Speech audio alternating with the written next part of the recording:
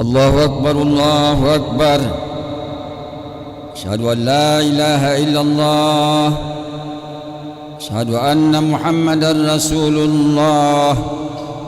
حي على الصلاة حي على الفلاح. قد قامت الصلاة قد قامت الصلاة. الله أكبر الله أكبر. لا إله إلا الله.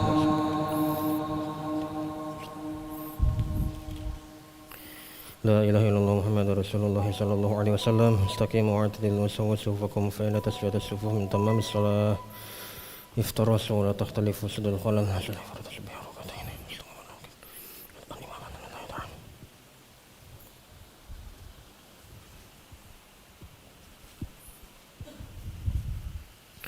الله أكبر.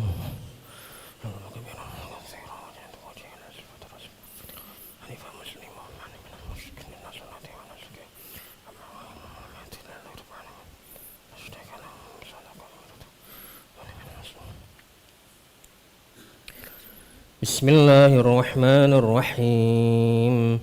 الحمد لله رب العالمين الرحمن الرحيم مالك يوم الدين إياك نعبد وإياك نستعين اهدنا الصراط المستقيم صراط الذين أنعمت عليهم غير المغضوب عليهم ولا الضالين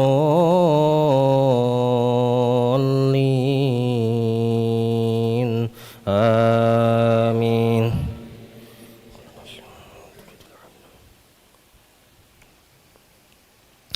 يوم تأتي كل نفس تجادل عن نفسها وتوفى كل نفس ما عملت وهم لا يظلمون. وضرب الله مثلا قرية كانت آمنة مطمئنة يأتيها رزقها رغدا من كل مكان فكفرت بأنعم الله فأذاقها الله لباس الجوع والخوف بما كانوا يصنعون.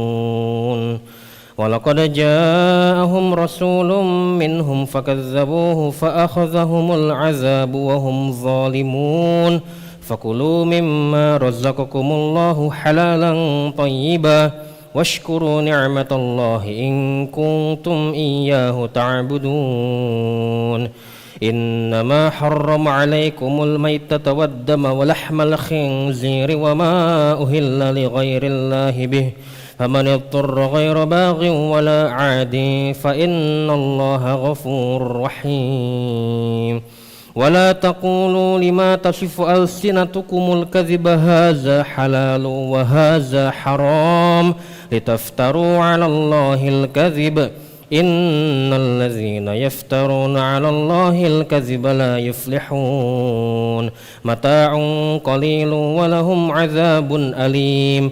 وعلى الذين هادوا حرمنا ما قصصنا عليك من قبل وما ظلمناهم ولكن كانوا أنفسهم يظلمون. الله أكبر.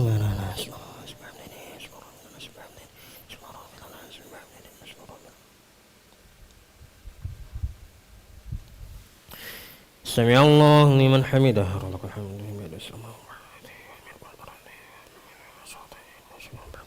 الله أكبر.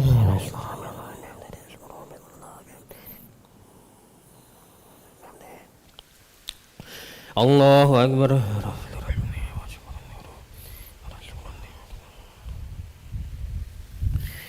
الله أكبر.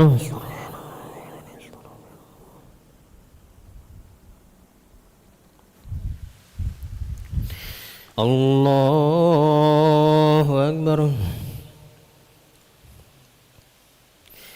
بسم الله الرحمن الرحيم.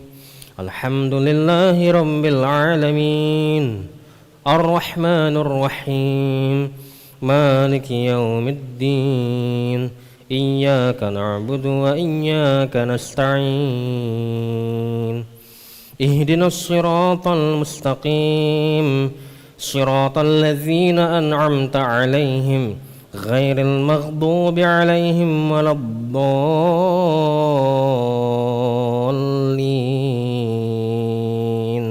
آمين.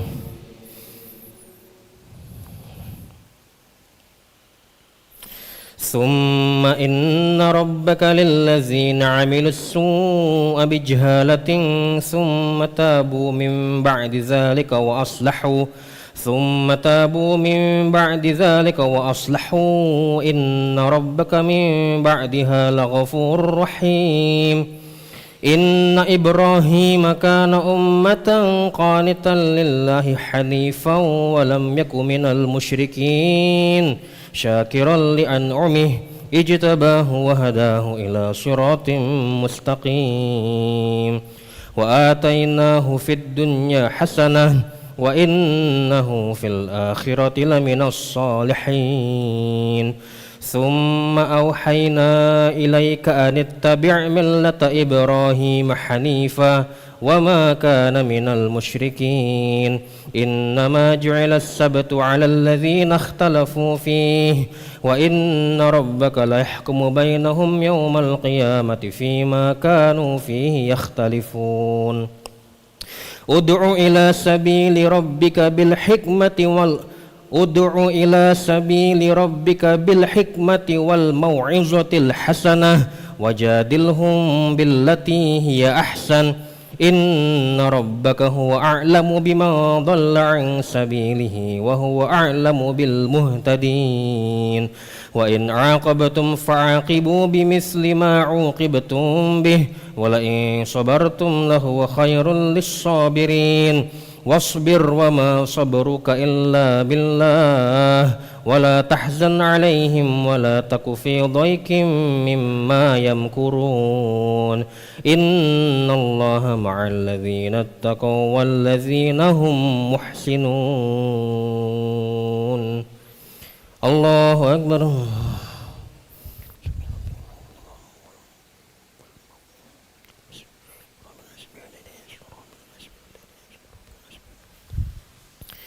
سمع الله لمن حمده.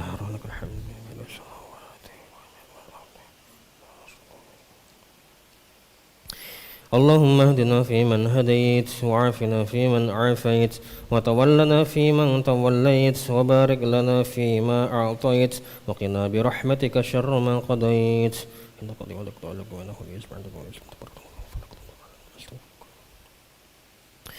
وصلى اللهم على سيدنا محمد النبي الأمي وعلى آله وصحبه وبارك وسلم. الله أكبر.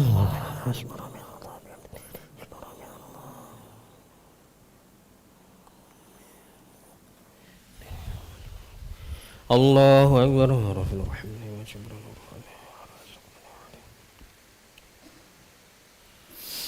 الله أكبر.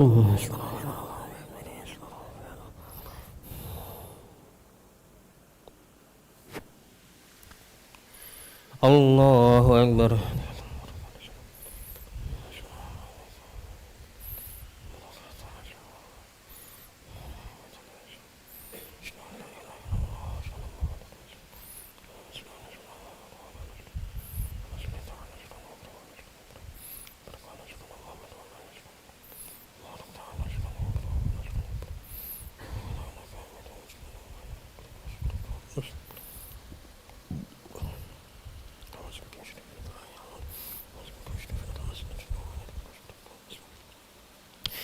السلام عليكم ورحمة الله.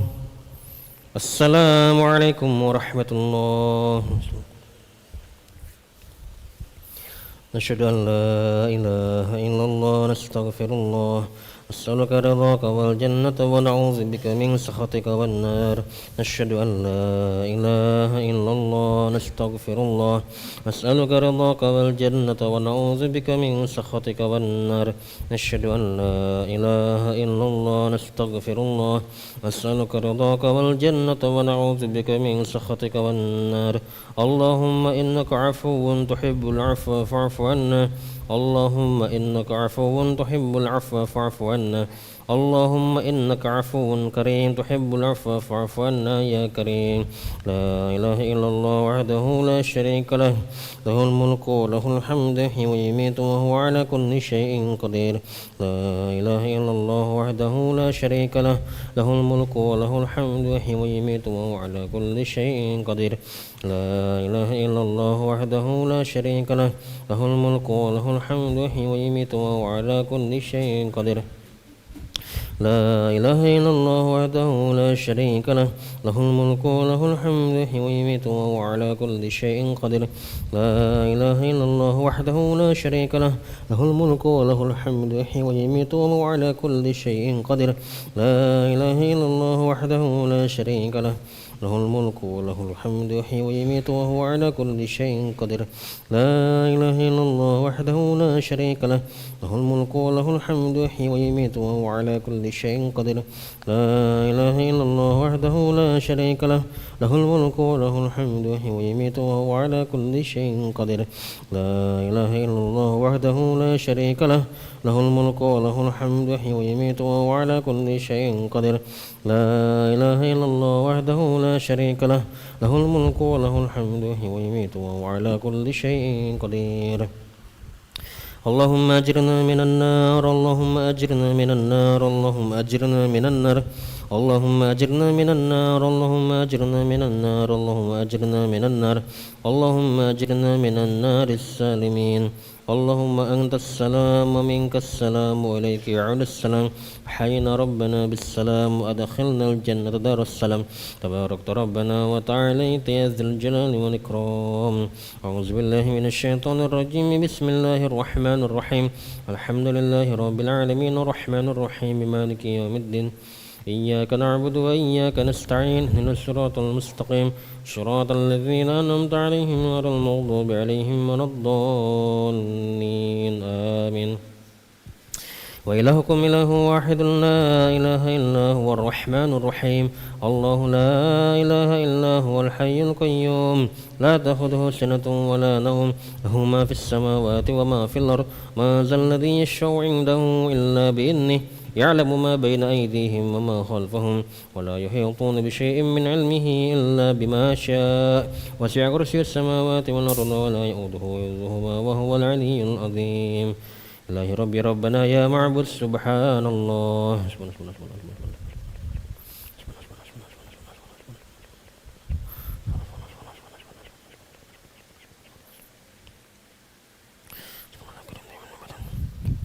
الحمد لله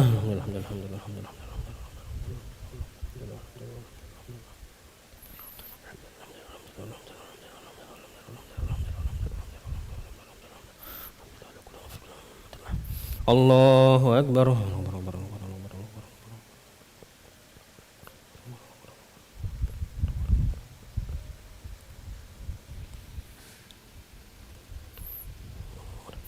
الله أكبر كبيرا الحمد لله كثيرا سبحان الله بكرة وأصيلا. لا إله إلا الله وحده لا شريك له له الملك وله الحمد يحيي ويميت وهو على كل شيء قدير. ولا حول ولا قوة إلا بالله العلي العظيم.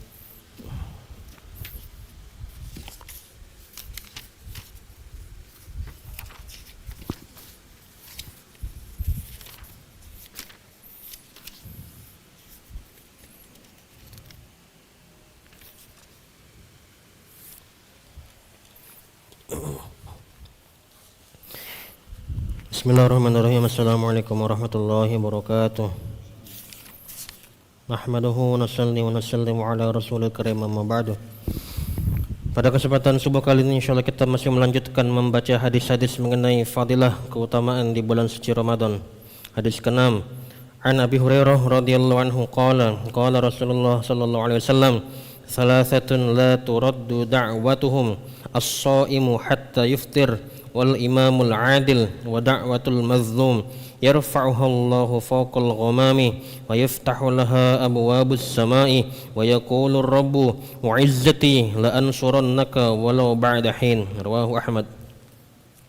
Dari Abu Hurairah radhiyallahu anhu dari Rasulullah sallallahu alaihi wasallam, beliau bersabda, ada 3 golongan orang yang doanya tidak ditolak, yaitu orang yang berpuasa hingga ia berbuka, kemudian pemimpin yang adil, dan doa orang yang dizalimi. Allah mengangkat doa itu di atas awan dan dibukakan baginya pintu-pintu langit. Lalu Allah berfirman, demi kemuliaanku aku akan menolongmu walaupun pada suatu saat nanti. Hadis riwayat Ahmad. Diulangi dari Abu Hurairah radhiyallahu anhu dari Rasulullah sallallahu alaihi wasallam, beliau bersabda, ada 3 golongan orang yang doanya tidak akan ditolak, yaitu orang yang berpuasa sampai ia berbuka, lalu pemimpin yang adil, dan doa orang yang dizalimi. Allah mengangkat doa itu ke atas awan dan dibukakan baginya pintu-pintu langit. Lalu Allah berfirman, demi kemuliaanku aku akan menolongmu walaupun pada suatu saat nanti. Hadis riwayat Ahmad. Faidah, dalam kitab Durrul Mansur diriwayatkan dari Aisyah radhiyallahu anha bahwasanya apabila bulan Ramadan tiba, rawat wajah Rasulullah sallallahu alaihi wasallam berubah. Beliau lebih memperbanyak jumlah rakaat salat sunnah dan berdoa dengan lebih tawaddu dengan rasa takut yang lebih besar kepada Allah Subhanahu wa taala. Menurut riwayat lain, beliau tidak pernah berbaring di tempat tidurnya hingga habis bulan Ramadan. Riwayat lain menyatakan bahwa pada bulan Ramadan para malaikat pemegang arasy diperintahkan oleh Allah, tinggalkan ibadah kalian, aminilah doa-doa orang yang berpuasa. Banyak sekali hadis yang menyatakan bahwa doa orang yang berpuasa akan dikabulkan, yang tidak dapat kita ingkari kebenarannya. Jika Allah Subhanahu wa taala telah berjanji dan nabinya yang terpercaya As-Siddiq telah memberitahu kita, maka jangan sedikit pun meragukan kebenarannya. Memang ada sebagian orang yang berdoa memohon sesuatu tetapi tidak terwujud, namun jangan sampai dipahami bahwa doanya ditolak. Bahkan pahamilah bahwa masalah diterimanya doa ini. Rasulullah SAW bersabda, jika seorang mukmin berdoa kepada Allah dengan syarat tidak memutuskan tali silaturahim atau suatu dosa, pasti ia akan menerima salah satu dari ketiga hal berikut. Ia akan langsung memperoleh sesuai dengan permintaannya. Apabila tidak didapatkan, ia akan diselamatkan dari musibah sebagai ganti dari permintaannya, atau pahala doanya disimpan untuk diberikan di akhirat nanti. Hadis lain menyebutkan pada hari kiamat Allah akan memanggil hambanya dan berfirman, wahai hambaku, aku telah menyuruhmu agar berdoa padaku dan aku berjanji akan mengabulkannya. Lalu apakah kamu telah memohon padaku? Jawab hamba itu, ya, aku telah berdoa. Sahut Allah Subhanahu wa taala, tiada satupun doa yang kamu mohonkan melainkan aku terima. Kamu berdoa agar dihindarkan dari bencana, maka aku menunaikannya di dunia, dan kamu berdoa agar dijauhkan dari kesedihan, tetapi kamu tidak merasakan hasil doamu. Sebagai gantinya, aku tetapkan bagimu balasan dan pahalanya di akhirat. Rasulullah SAW bersabda bahwa orang itu akan diingatkan lagi tentang doa-doanya dan akan diperlihatkan doa-doa yang telah dikabulkan di dunia atau pahala yang telah disimpan di akhirat. Dan ketika ia mengetahui demikian banyak pahalanya, maka ia berangan-angan agar tidak ada satupun doanya yang dijawab di dunia, sehingga ia dapat menerima pahala seluruhnya di akhirat.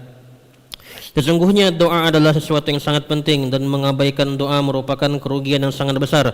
Meskipun pada zahirnya tidak ada tanda-tanda doa kita diterima, hendaknya kita tidak berputus asa. Dari hadis panjang di penutup buku ini jelaslah bahwa dalam pengabulan doa ini Allah sangat mempertimbangkan maslahat bagi hambanya.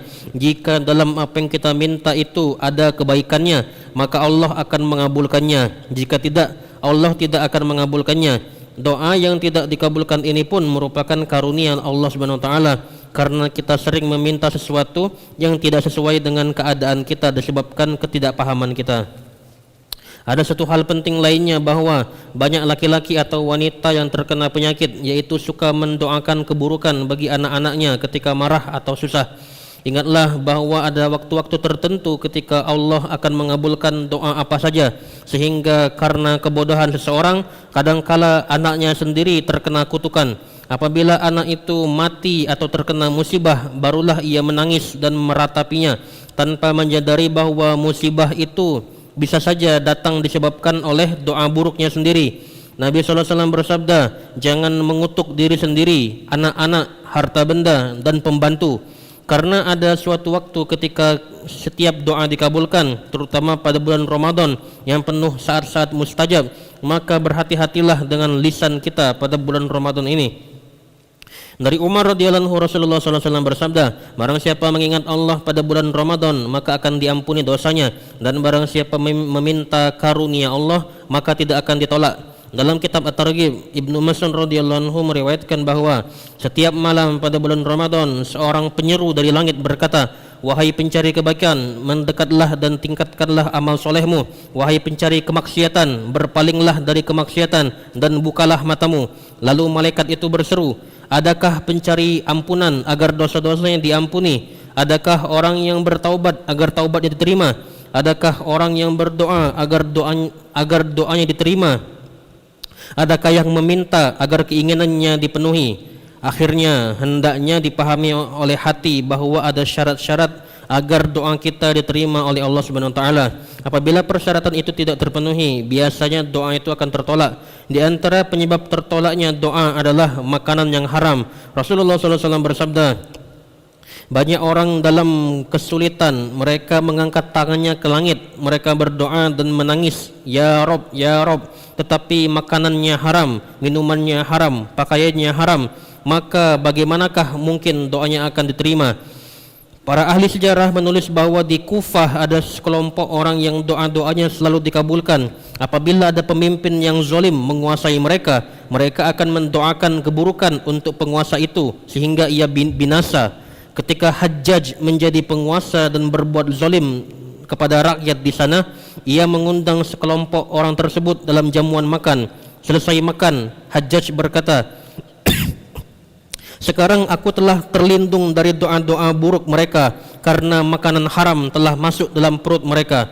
Masalah ini patut menjadi bahan renungan kita. Pada masa sekarang ini, rezeki yang halal mesti mendapatkan perhatian khusus karena setiap saat riba diusahakan agar menjadi halal.